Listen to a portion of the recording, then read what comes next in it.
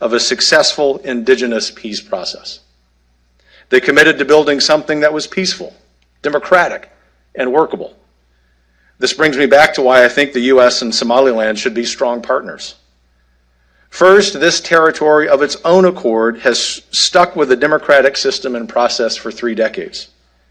It hasn't been perfect, just like no democratic system is perfect. But the old saying is that character is how you behave when no one is watching.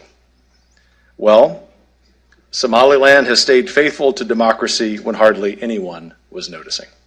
This is proof of genuine belief. Second, let's envision where Somaliland sits. The Bab el-Mandeb Strait, a shipping choke point that carries much of the trade between Europe and Asia, is about 70 miles away. Yemen, where American allies are fighting Iranian-backed militias and al-Qaeda, is just across the Gulf of Aden. Somaliland shares a border with Ethiopia, Africa's second most populous country, and in normal times, a landlocked economic dynamo. Somaliland's recently renovated Berbera port has great potential for boosting the economy of Ethiopia and its neighbors in East Africa. Right next door to Somaliland is Djibouti, which hosts a number of foreign military bases, including China's most prominent military footprint on the continent. To the west, and also in a commanding position on the Bab el-Mandeb, is Eritrea. In January, Chinese Foreign Minister Wang Yi visited Eritrea and announced a strategic partnership with that country.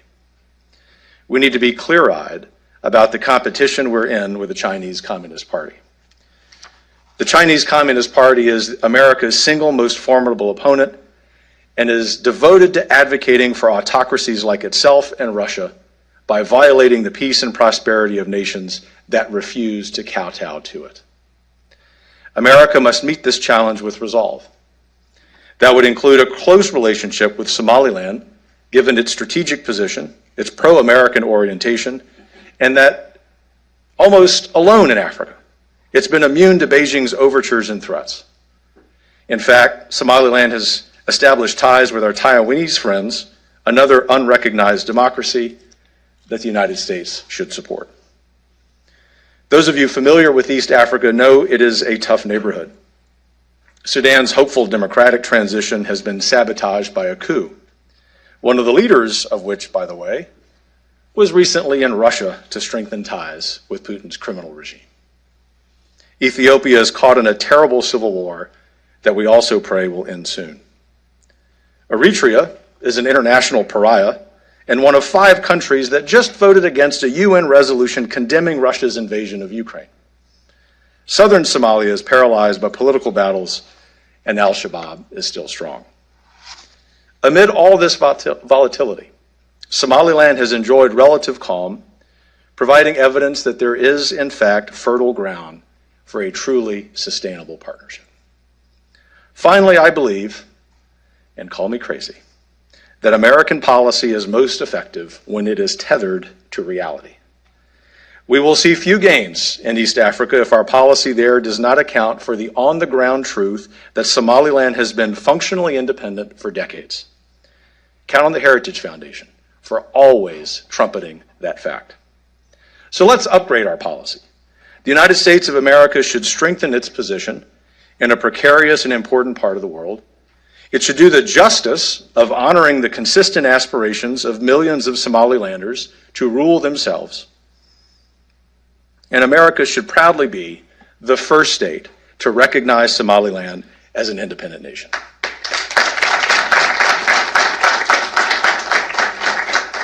We look forward to that day. In the meantime, it is my honor to introduce His Excellency, the President of Somaliland, Muuse Bixi Abdi. Sir.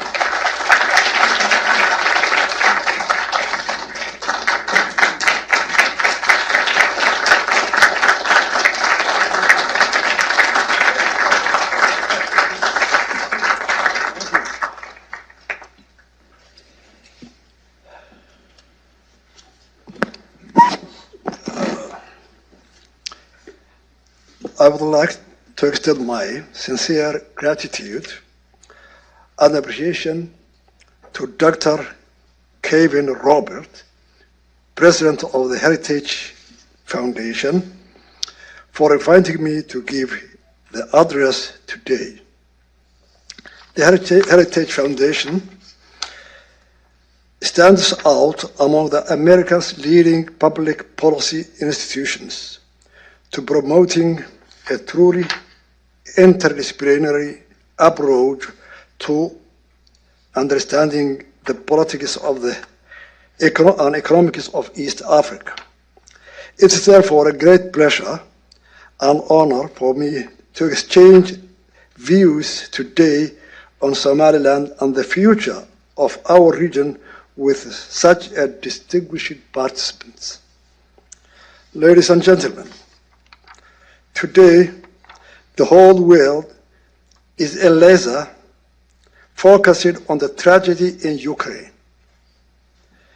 The shelling, the bombardment, the destruction, the death, the mass suffering, and the largest refugee crisis in Europe since the World War II. Today, the suffering of the people of Ukraine is unfolding in front of our eyes with the help of the 24/7 news cycle and the social media. For us, as Somalilanders, the tragedy is reminiscent of the genocide committed against our people 33 years ago. A tragedy I myself witnessed firsthand, on which over 50,000 of our people were massacred in the hands of Somalia government at that time. And millions of our people became either refugees or were internally displaced.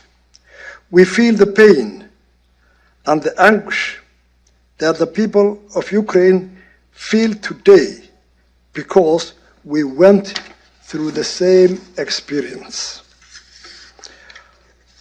Only in our case, the genocide committed against our people was hidden from the world, as at that time there were no 24/7 days news cycle and the social media. However, the better memory of what we went through is forever be memorialized in the minds and will never be forgotten by our people. Ladies and gentlemen, I come here before yesterday to tell and to talk about my country's progress, challenges, and the role our country plays in the security, stability, and economic development in our region and beyond.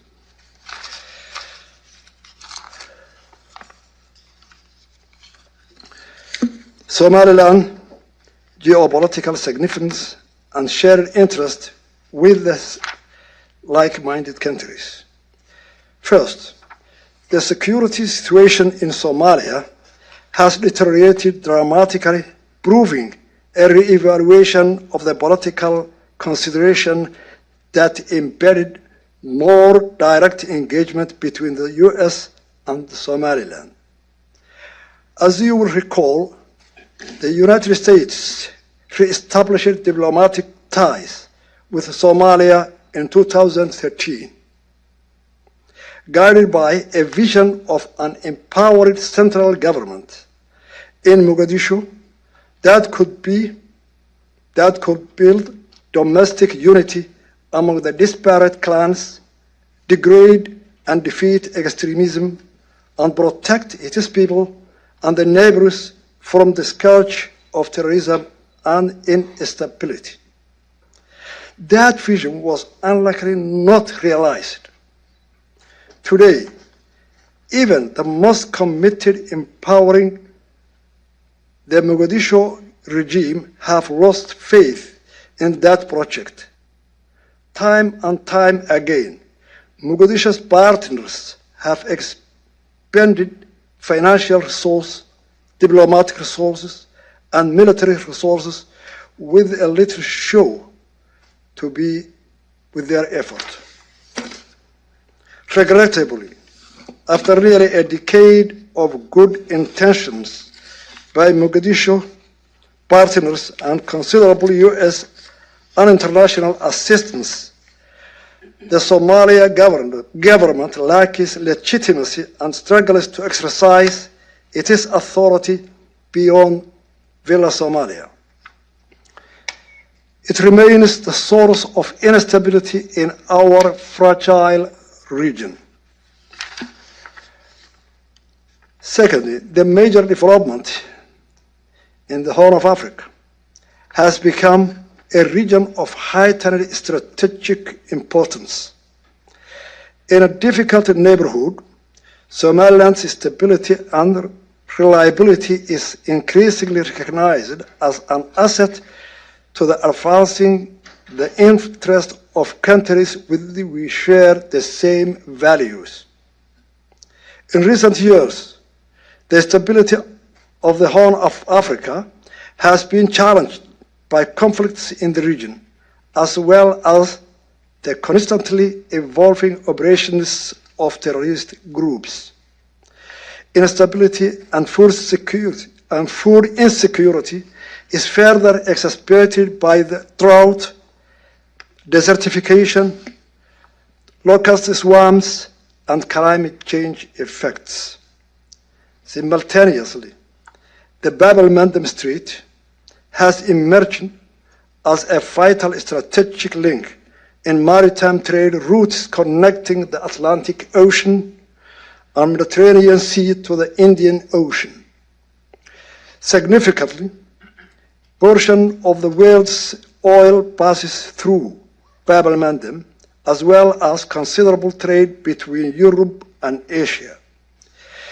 Its importance is reflected in the expansion of foreign military bases and build-up of naval forces in the Red Sea, as well as enhanced international cooperation to fight piracy and ensure maritime security.